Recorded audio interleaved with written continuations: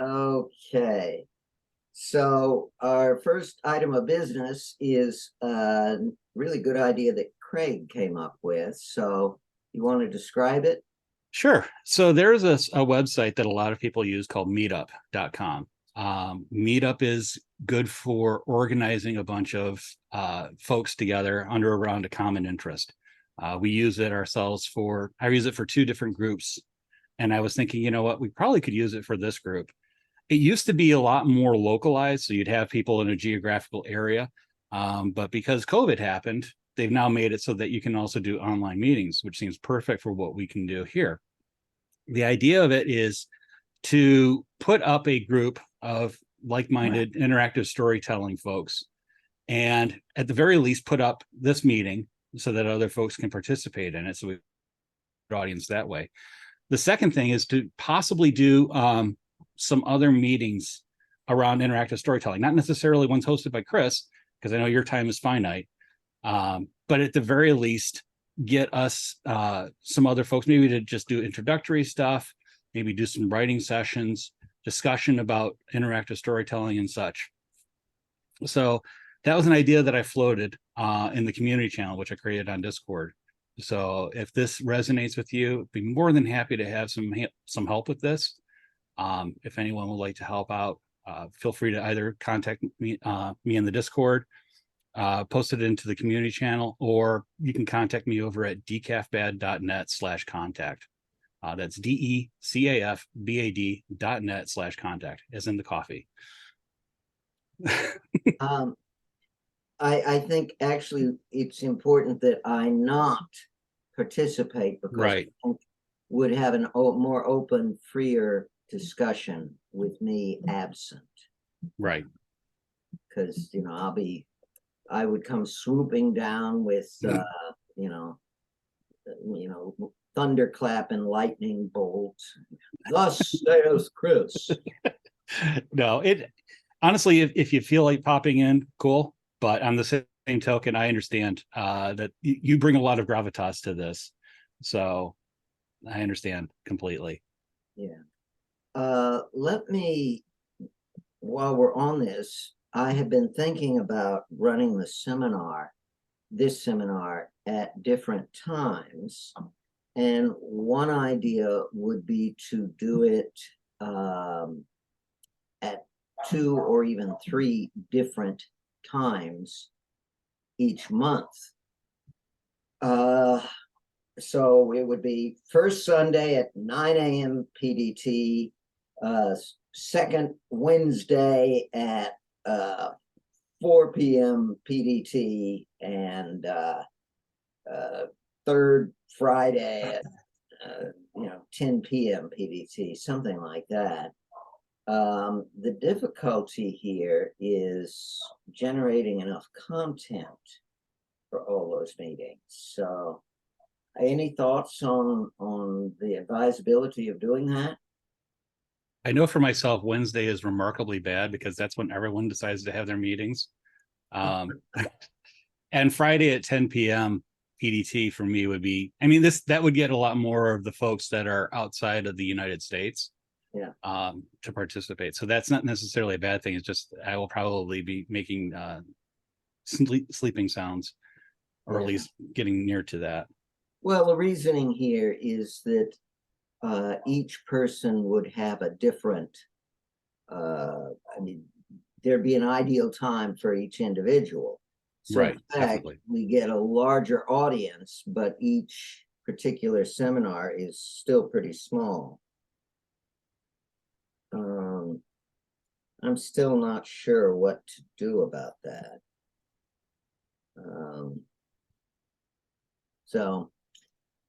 But any other thoughts on whether to do multiple copies of the seminar each month? I think it's a good idea. Like I said, I think getting folks that are not necessarily American centric would be a huge thing. Yeah, I mean, if you're up to it, by all means. Patrick, you had something to say?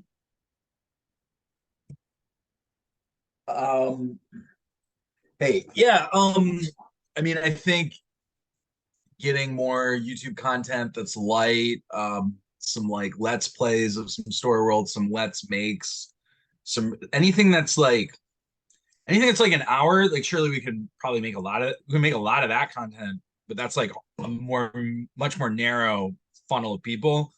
But if we can make things that are like 5 minutes long, that screen capture, working with an editor and things like that, I can see that actually catching on more. And then probably some other socials would be good to promulgate those items. I think just some basic. We need like some titles to get finished. So not many of us have a lot of time. So obviously your title is a good headliner. And I returned to the earlier point that we should do a little PR for it, get a review, like Rock Paper Shotgun. It's like a good publication still, I think, and a few others like that. Sorry, my cat just came through the window, so I had to go open the door for him. And yeah, just general video game PR stuff to follow around that with a cornucopia of light social media content that people can kind of start binging would be a good start to try to broaden this. And we need more titles to really fuel that fire, right, and get people commentating and excited about what's possible. Right. Because right now it's kind of like it's all about Le Morte d'Arthur, and it's still very monolithic. Yep. As being like your legacy, and that it's a monolithic work. And so the idea of like a short films festival might apply as well. We could even do an annual like story world fest somewhere, or tack it on to like GDC maybe, or the narrative convention that Sasha went to, or Gen Con, something. All the tabletop gamers are going to probably be into this, because this is it's not multiplayer, but it's kind of analogous to being with a DM who's crafted a single player experience that is, perhaps very conceptual, and so has social dynamics in it, just not with other players. Funnily so I can enough, see us cultivating some following in those sections as well. And that part of YouTube has gotten interesting. I was mentioning that almost a year ago, like last September, I was getting into that there are these D&D playthroughs, and people are like role-playing Vampire the Masquerade campaigns live, like they're actors. We could perhaps bleed into some of that. People can make story worlds based on some of that IP, not for profit with D&D, but there is like a general license that maybe this could fall under. Just not for the really fun stuff in D&D. That's under the hardcore IP section of I looked into that. But yeah, like, for Vampire, or for any of these niche RPGs that have like a limited following, I could see it appealing to them. Well, so those are some notes. I think it is important that we focus on writers as our target audience. That is, we went through this whole rigmarole about what would what the ideal target community would be, and we came up with writers as ideal, and I would like to concentrate on that group. But let's talk about the general strategy first. One sad conclusion I've come to is that we really shouldn't go public until after we have all the parts in place. That is, I don't think it would be good to go public with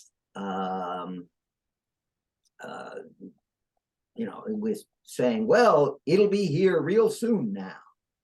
I think we have to simply wait until we've got the editor for the platform in place, and the whole thing, and some samples.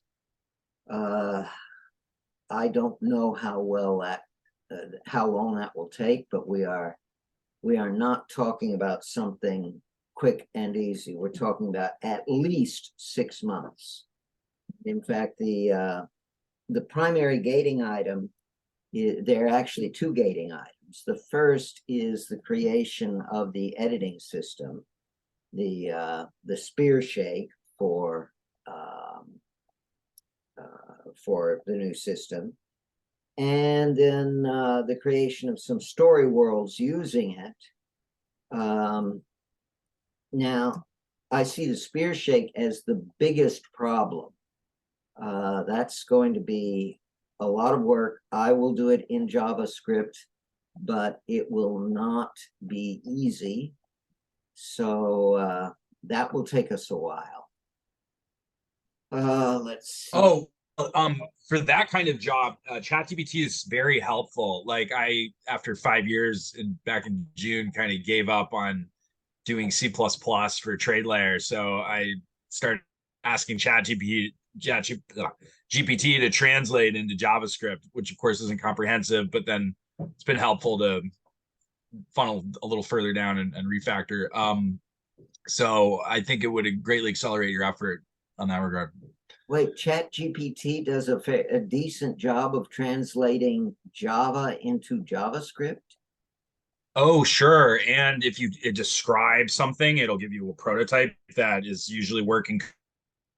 You can give it the console error output, and it'll go, "Oh, sorry about that. Maybe you should do this." And so it's pretty good. Yeah, I mean, this has been the whole like, "Hey, what's the meaning of life?" thing got kind of tired like last year, right? But what's been happening this year is that the technology industry's realized that AI is really good for like basically doubling the speed of software development. So because they know code, because code is, it's like breath for them. Yeah. Very interesting. I For didn't know them. that. I mean, they're not even really coagulated to the point of being anthropomorphic agents, right? But you know what I mean. For the LLM function to have code go in, code go out, or description of code go in and working code go out is quite useful. And then GitHub Copilot, I tested it a bit. Ultimately, I'm not as good of a dev to the point where I needed it, because I'm like, so you can make a doc script that kind of does pseudocode, and then it'll give you a type, right? Or you can type it in as a comment and it'll give you a prototype. So I just got to the point of just typing things to ChatGPT and going turn by turn instead of doing it more integrated. But yeah, that's what the guys who are more professional software devs than I am have been doing with AI is they've been having it running inline in their IDEs. And I need unit tests for this. Here you go. Here's some unit tests. It's pretty good. So very interesting. Okay. But yeah, for your starting on this, just going to the actual ChatGPT and saying, "Hey, I'm trying to do this. Here's a sample of the code." That'll really get you going. Okay. I'll look into that. Thank you. Yes. My pleasure. Let's see. So that's the first gating item. The second gating item will be people coming up with some story worlds for it. This is a very, very simple or simplified version of Spear Shake. I'm not sure if you were able to see the material that I've already written on it, which is still quite preliminary. But what I'm envisioning is something extremely simple, and with the goal of encouraging non-technical writers to get into it. And of course, the programmers are going to puke over it because it's going to be so ridiculously simple. I mean, you get 3 global variables, and that's it. Exactly 3.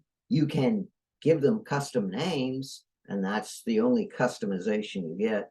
And the only algorithm you get is addition. That is you can scale them too. So the controlling algorithm is AX plus BY plus CZ, and where X, Y, and Z are the variables, and A, B, and C are are scaling constants. And that's it. But I think it's necessary to start off that way. And if we later on, after we've got a community up and there are lots of people who can help beginners, then we can start talking about adding complexity to it. But for starters, we got to keep it really simple. So I think one thing that we would need too is, and Patrick, you mentioned the tabletop RPG community. I think now that I think about it, I think this may be the community to attract, partly because they also have a little bit of technical knowledge. I mean, there's a lot of people that are busily creating character generators and all this other kind of crap. I'm sorry, good stuff. So you've got folks that have a little bit, if they see an equation, they're not going to blow up in the same way that maybe a writer might. So that may be a community to try and court. The other thing is that there's also a trend in RPGs for solo playing, and so that may be a community to try and okay, instead of just doing a journaling game or something like that, maybe you could write a game, that is allows you to do all this stuff. So that may be a community to try and attract into this. And I have inroads into several folks that I'm hoping will be interested or at least be amenable to taking a peek at some of this stuff in the early stages, and not necessarily go running and scurrying away in fear that it's not quite there yet. What's the overlap between the RPG people and the computer games people in terms, and there are some computer games that are in effect RPGs. So I would say there's a little bit of overlap, but not as much as you would think. It's not D&D type players specifically, so it's not going to be the same people that are going to be doing a Baldur's Gate. There's folks into narrative type play, but not necessarily narroscope level narrative play as well. It's a fine line. So that may be at the very least an approach, not only to get the fan fiction folks interested, but getting some folks that wouldn't necessarily be frightened by a differing technology and getting a little dirty with code. Okay. So one thing that may also help is to get more builders. Sorry. Let me go first real quick. No, I'll let you go. One thing that may help as well is, so we have engines like Sweepweave. We've got mine, which is basically surface of Python, and other assorted engines like this that may be stopgaps before we get the actual spear shake stuff going. So that at the very least, people can get a taste of what it is that is going along, and if they want to move to spear shake, that's cool. If they're happy with Sweepweave or something else, then that may be an approach as well. At the very least, getting the concepts out there, I think is important, so that folks don't necessarily say, well, how is this different from Inform 7 or Inform whatever the heck it is now? Or why don't I just use Inform or Twine or any of those other things if it's going to give me the same results? That raises some interesting issues. I mean, how do we differentiate ourselves? How do we convince them that you don't want to go with Twine, you want to go with us? So one thing that I keep thinking about, and I think this is what dooms a lot of technology, is they define themselves by what they're not. is like, with the Amiga, it's like, we're not an Apple, we're something completely different. Or some other folks, it's like this, here's what our differentiating things is, instead of talking up the highlights, talking up the good parts of whatever it is. So instead of saying we're not informed and here's why we're not informed, saying here's a much richer vocabulary of things that you can do, even though you're not necessarily using a quote unquote vocabulary to do it. Here's how you can get folks from point A to point B in a story without having them get, gaze longingly at the mirror that isn't going to do diddly squat, but apparently they're so obsessed with it that they're going to keep poking at it.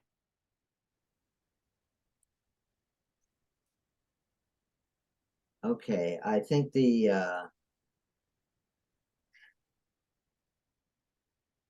don't know, I think there's going to be a bit of an issue there, and we definitely want to say to people, by all means, go to Twine or Inform 7 if you want. But, Yeah.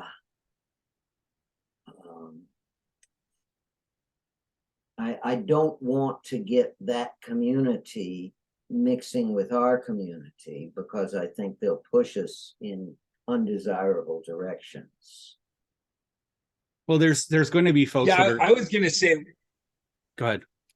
As far as getting a lot of builders, I mean, I think that cultivating players who are maybe going to be payers and some, $5, $10, whatever, or even we were talking about like subscriptions years ago. So whatever the business model, or maybe it's NFTs, which maybe is like too far in the other direction, but whatever the business model, that there's some idea of like, oh, I could make not a lot of money, but I could make a little bit of money to supplement like a normie job, and I could be like a weirdo who does this after I graduate, and then target college students who are like in English, basically like me 18 years ago, or 19 years ago, when we were doing Storytron. And then it's like, if I had like Sweepweave available back then, and we kind of figured out some of the basics, and then if I had even better, I had AI image generators, so I can flesh out my story world imaginatively, with hardly any budget. Not to mention the other AI tools that can maybe accelerate this a little. We talked about that in other sessions. I would be going bazooka, and I'd be like, oh, I know what I'm doing on my summer break. I'm going to make story world, right? And that these people are going to be like not having the busyness problem that we have, that's constraining our actual story world output. Because I got like 3 kids, bro. I got my wife, I'm putting my wife through school. Like, so I got a lot on my plate, I'm a grown ass man. But when I was 19, I had Jack Diddley, man. I replayed Planescape Torment. Like, I could have built a story world. So reaching out to a variety, just even over email, a variety of both MFA and master's degree. So these are people who really are like, they really need help in life because they've invested in a master's degree in something that probably wasn't a good investment as an undergrad degree. And that they're going to be like, oh, I'm a genius, I have to do something innovative. And the younger ones, just the English departments, and the computer science departments. And then, maybe people are tag teaming. But this doesn't need a lot of computer science help, like a video game project from whole cloth, right? So just reaching out to English departments via email, say, hey, I'm Chris Crawford. You don't have to talk yourself up too much. Like, I wrote these books, like, 10 decades ago.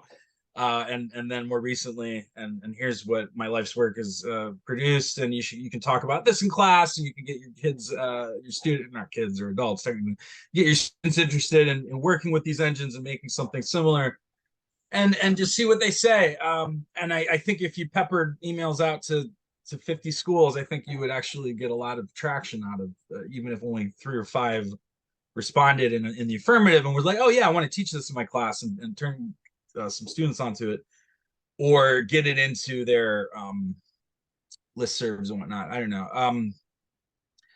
I think that could be fruitful. You could get a lot of talented young people, get some fresh blood in. Because like, I don't know, I think Sasha's like 28 or something, right? So like, we've all, we need more like 20-year-olds coming in. And they're going to be like, oh, this is good. This is what my whole life is going to be made on. This is great. They're not going to have all the problems that we have of being busy and tired, constraining them. So the upside for your time in doing that is going to be pretty big. Okay.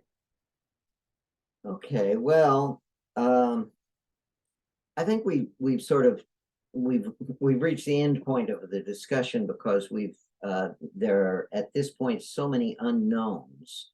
The only thing to do is to just plunge in and get to work on that on the simplified spear shake and see where that takes us. So I'll get cracking on that and we'll see where we go. Any last comments? Actually, if you don't mind, I wouldn't mind demonstrating my little engine. Yeah, real by all briefly, means. just to see just to show what's going on. I do take comfort in the fact that you are 36 hours away by car. So if you ever try to install this, Python is a little bit of a pain in the butt for installing things. So at least I'll have a head start. Let me see if I can share my screen here. If you could enable that, that would be awesome. Let's see, I've got to find. No, it's not in the menus. Of course it isn't. Pardon? I said, of course it isn't. Let's see where it should be along the bottom, shouldn't it? I think it's I'm trying to remember. Unfortunately, it's been a while since, I shouldn't say it's a while, but I find Zoom's interface a little frustrating at times. I think it's under the host stuff. I don't see host. Let me see if I can find it here real quick.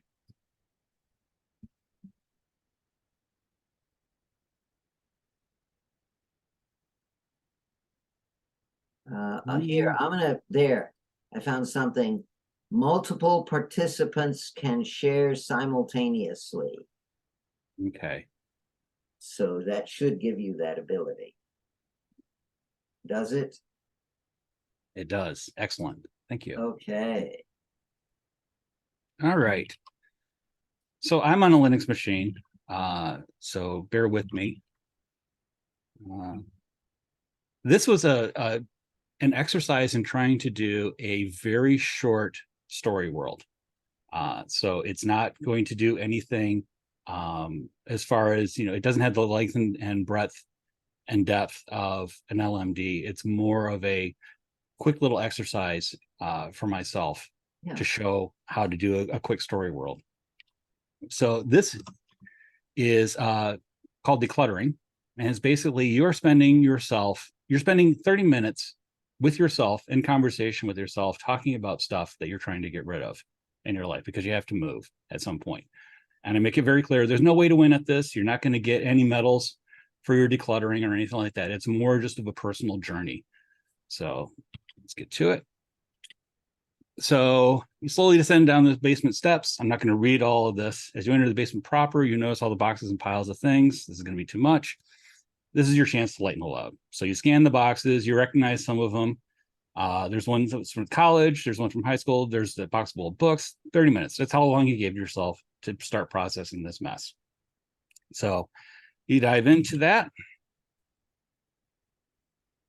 So the first one is a box of college. So the top box is all of your college thing. Sitting near the top, you see a bunch of drawings littering the margins, etc. And you notice basically a note from one of your classmates, whether she was Julie or anything like that. She went by Jules. That's why you couldn't remember a given name when whatever happened to her. So you decide you have two decisions that you can make. You can look up to see what happens or just save it in the memories and hope that Jules did well. Which would you prefer to do? Okay, so basically you can go off and you can plunge into the material or you can move on. Yes. I see. Well, I would pick number one. Okay. So after a few minutes, you realize that her name is too common to find anything useful. You decide to keep pouring through the notebook. Okay. So you get to decide about it. The rest of the notebook is more of the same. You look at the notebook itself, it's pretty tattered, but there's still lots of blank pages at the end of the book. The notes themselves aren't anything you might reference anytime soon. You haven't opened this notebook since college. You think about whether to toss it, scan some of the pages with your phone, or just keep it all together. So you can either keep it, toss it, or scan it. I'm gonna go with 2, toss it. All right. You toss the notebook into the trash. You move on to the next item. Pictures. You find the familiar Kodak logo on an envelope. Inside the envelope is a mishmash of different events. Some are folks at parties and school events. Some of them are people who remember being goofy. A few family events snuck in there as well, along with a surprising number of blurry photos of what appear to be blurry blobs in motion.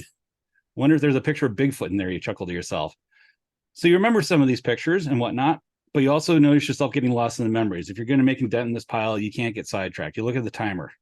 Well, you need to figure out what to do with these things. Whether you want to keep going, keep them all, toss the blurry ones, but keep the rest of them for later review, or scan the relevant pictures into your phone and toss the originals. 1. All right. Yeah. So you keep them and then move on to the next item. Cassettes. You hear the familiar rattle of cheap plastic rubbing and clacking against cheap plastic. It's the cassette collection. You agree with a hodgepodge of cassettes of various vintages, the garish 90s hair yellow hubbed Memorex cassettes next to the more staged Sony and TDK tapes. Some of them in their cases, some of them haven't seen a case since you acquired them. They've got various labels and whatnot. What the hell am I going to do with these, you sigh? So you can keep them, you can toss them, or you can donate them to the local library for their book sale.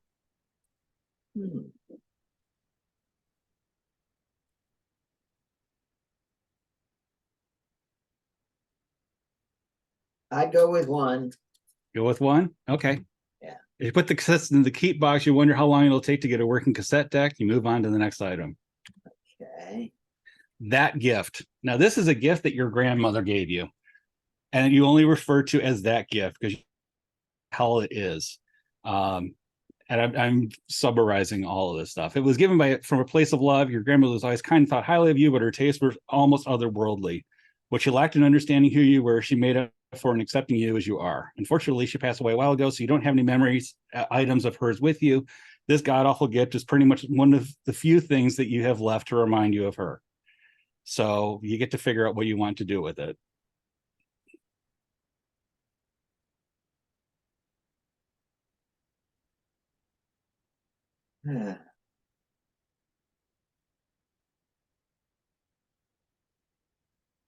I'm gonna, I'm number 1, store it Number away. 1. No worries. Besides, you put this monstrosity into its new box. At least Grandma will be happy you kept it. Yeah. Nestled in there's a small folded piece of paper. As you unfold, you realize it was something you had a crush on in high school. Most of the note is about mundane things, about the current course load, they hate their parents and the like. The margins have little drawings and notes, almost as giving the note some extra color commentary. You smile as you read the little bits of humor, but then you notice a paragraph midway through the letter. I don't know how to tell you this, but you continue reading about how they moved on and have a relationship with someone else and how your relationship couldn't work out.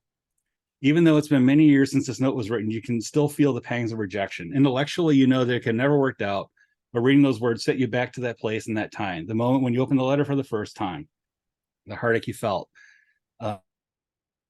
Paper with words on it from a relationship long ago and memories almost forgotten. It sits in your hands, motionless, waiting for your verdict. Toss it. Toss it. Yeah. Okay. So you look at the timer, only a few seconds remain. You stop the timer and survey your work thus far.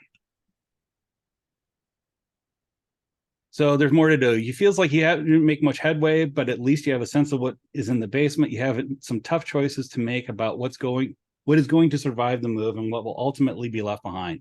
It's progress, even though it doesn't feel like it right now. Tomorrow's another day and a chance to revisit those choices. Nothing is permanent. You shut off the lights and head upstairs. And that's, Okay. Oh, crap. Well, that's good. So yeah, the idea of it is, so I've written most of the things in YAML, which unfortunately is not exactly the most fun thing, but it's a very readable format. So you have 2 things. You have characters. And for this one, you have you. And you is you, yourself, and your all. You have 3 p-values that are computed throughout the game, and then one that's computed at the very end. So you have horde release, past, present, slow, fast, and resistance and acceptance. Horde release is whether you cut things or release them into the wild. Yeah. Past, present is whether you're living in the past or being in the present. Slow, fast is really a small thing about how fast you did all this stuff versus how much time you took. And then resistance acceptance is computed at the very end. And go to encounters. There's only a handful of encounters. The rest of these are just templates, and where to go is basically there's an error that occurred because each one of those templates has where to go in it, from template conditioning, template YAML. So in Box of College, you have several different reactions. In here, you have the reaction of look up what happens. Nice. And you can see that you past present, it puts you back a little bit. Whereas if you decide to spend a little time thinking about it before you pour through the rest of the notebook, that puts you more toward the present. I see. And for the gift, let me do the gift. You have if you keep it, you really get set back as far as the horde and release. Yeah. Past, present, of course, but slow, fast, you get a little bit of a benefit on there. Doesn't really offset it, but at least it gives you a little bit of a bonus. Throw it out definitely gives you some boost in the horde release, past, present. Yeah. If you decide to take a picture of it, you don't get as much of a bonus for the horde and release, but the slow fast doesn't get as much of a bonus either. So, and then closure is where all of this stuff, here we go, comes together. And this line, unfortunately, is a very hoary line that will actually compute all of these things together. It adds it all together.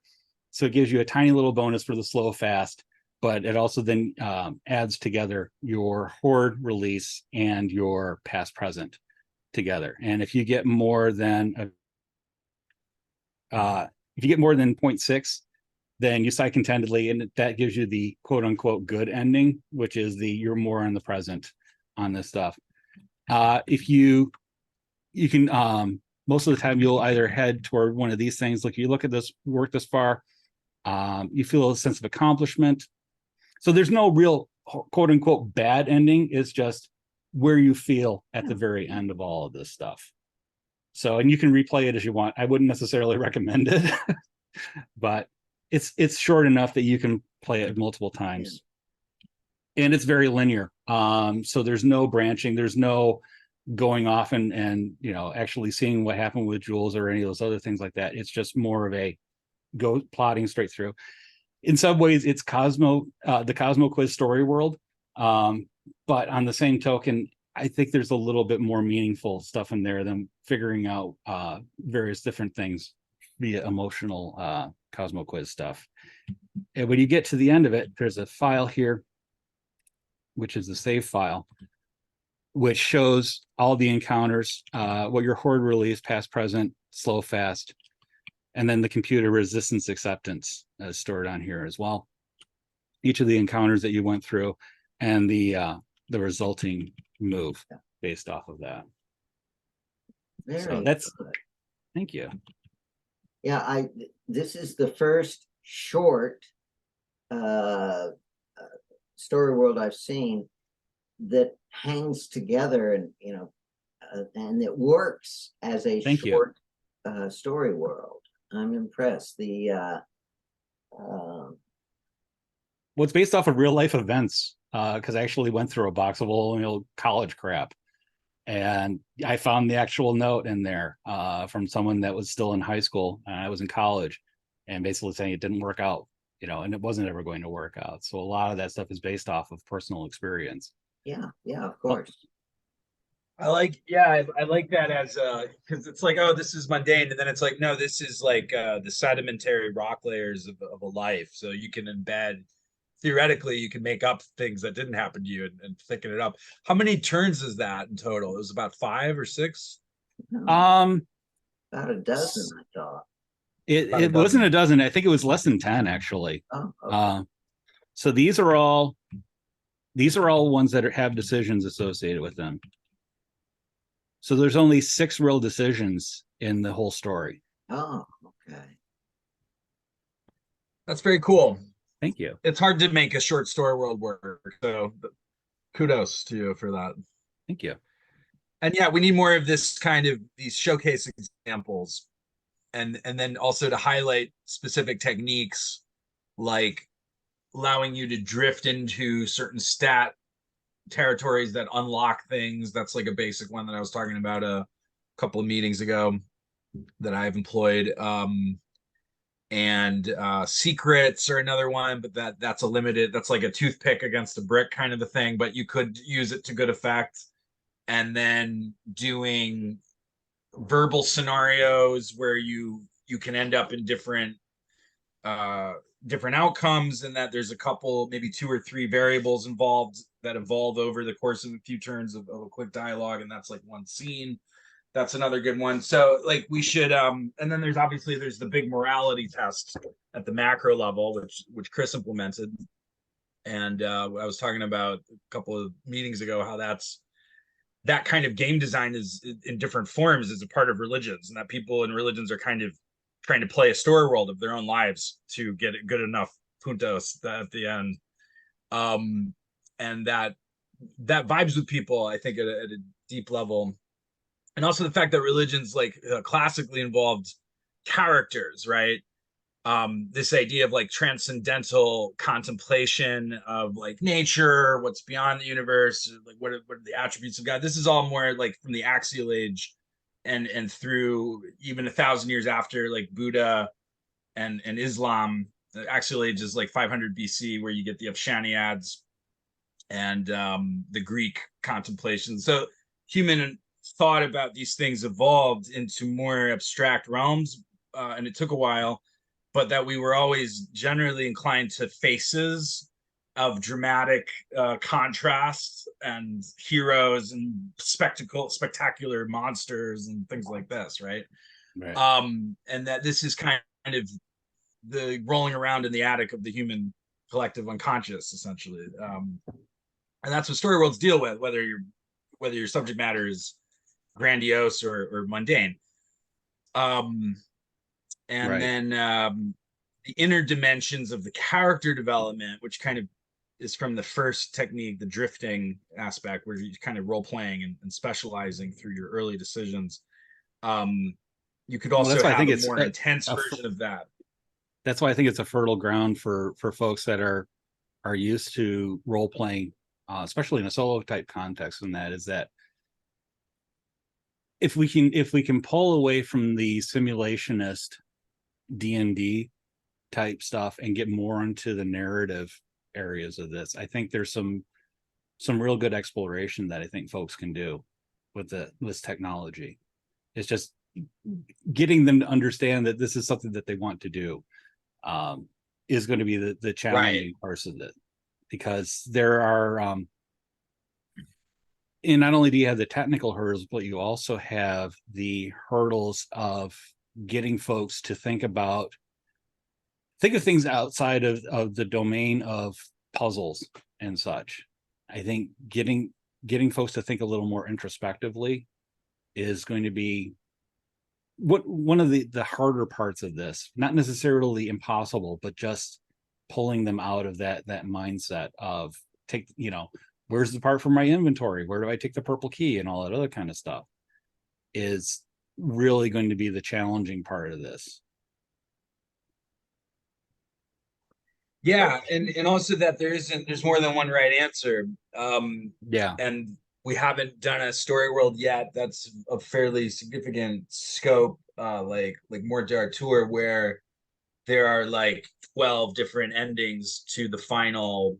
You still get kind of gravitated into a set piece climax that maybe it's loaded with different variables and different approaches to it, but that you can deconstruct, so people who are big fans of linear narrative will deconstruct it and think about, oh, well, how could they have done it differently?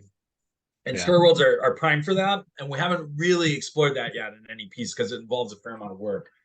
And also that you as the builder have to think about that and workshop that, right? So that was something I tried to do with a couple of treatments where I had come up with a number of endings. But it's just that these are big projects, so I haven't gotten to them yet.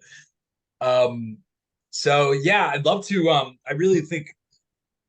Well, I'll tell you what. Like, I think what we should do tangibly is that Chris should reach out to academics, but I volunteer to be in the email loop on actually following up on those, what you might call them accounts. They're not accounts because we're not doing business with them, but we can account for how much conversion rate and how many people actually come through and start building or even interact with us on the Discord and be potential builders, right? I think that would be very fruitful, and I'd be happy to be like a main liaison, like a camp counselor or something, for those young people, because I love that kind of energy. It reminds me of me when I was that age. So I think that would be good because yeah, right now, before we even get to marketing, the constraint is just like our time and energy. So bringing in people with more time and energy is gonna probably, and then putting some of our time and energy to a force multiplier of guiding them is probably gonna be good. Okay, well, we obviously can't do anything until we have some software to work with. So I'm gonna get to work. Oh, I was just thinking for Sweepweave though. I mean, what I mean, I know you want to do your thing and you should. I think Sweepweave What are your thoughts on chase away some of our beginners? too thick? Yeah, yeah. So okay. So you're aiming for something that is more genteel to start. Yeah, easy to use for non-technical people. Yeah, and even with mine, it's not gentle. You have to have some knowledge of YAML in order to make it work. And YAML is very unforgiving in various different space issues and other sort of things. It's space sensitive and very syntax sensitive. And Python itself is also kind of a bit of a mess when it comes to getting other people to run it. So something that can at least, if you give them a link, they can click on it and then they're up and running, I think is where we need to go with a lot of this stuff. Yeah, that's why this has to be in JavaScript. So they're completely independent. They don't need to download anything. So, okay, well, I have work to do. So I'll get rolling on it. And I'll note that ChatGPT is also very good for mocking up UI. I would say in like React or something, and that since your primary concern over prior art is not so much what's the grand unifying theory of numerological confabulation so much, because we've been all over that over the last 2 decades, you know. But rather, what's the best sort of fugue? What's the best way to get into a fugue of creativity with this and get breadcrumbed into it, right? So that your approach to a creator's UI is itself going to be kind of like a game where you're unfolding cadences of variation and new complexity incrementally, right? Like, so you want to get them started on like create a character, give us a choice, and then what's the number result, what's the math of that, right? And so you want to frame that, and that's a big question because there's a lot of answers to that, right? And that's, if you look at Sweepweave, that you could easily have, you pick from like one of 10 different math functions, right? But like the nudge, for example, should probably be number one, is that this will incrementally improve the character's good bad stat, and when or it'll make him more bad because he was rude, right? So that's like a really simple one to start with, and then it gets into the bigger dimensions of different characters' perceptions of each other or things like that. And that this is the big challenge, because we're unpacking the sum of all these years of explorations into something that is itself kind of like a game or a story world, where learning to make story worlds is this you want to handhold it a little bit or make it more elegant. So this could be like, what you've been through in Subboot reboots or Balance of the Planet reboots, where you've taken this classic idea that's complex and you're trying to repackage it into something that's more accessible. Yeah. Now you're doing it for interactive storytelling at large, so it's quite a challenge. So yeah, keep me in the loop on that. I'd be happy to look at any mock-ups that you have. Okay. Okay, very good. Well, then I will see you guys next month.